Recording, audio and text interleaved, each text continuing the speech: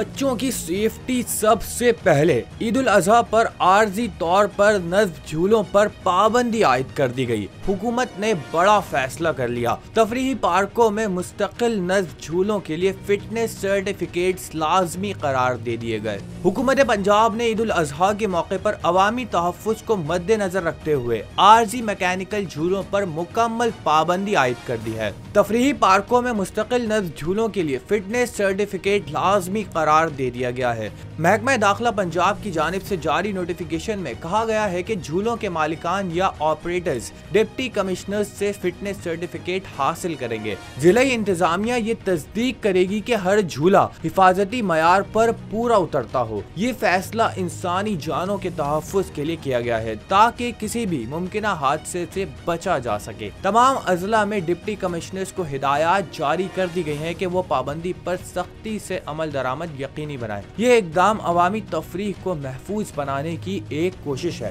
खास तौर पर उन मौक़ों पर जब पार्कों में रश बढ़ जाता है।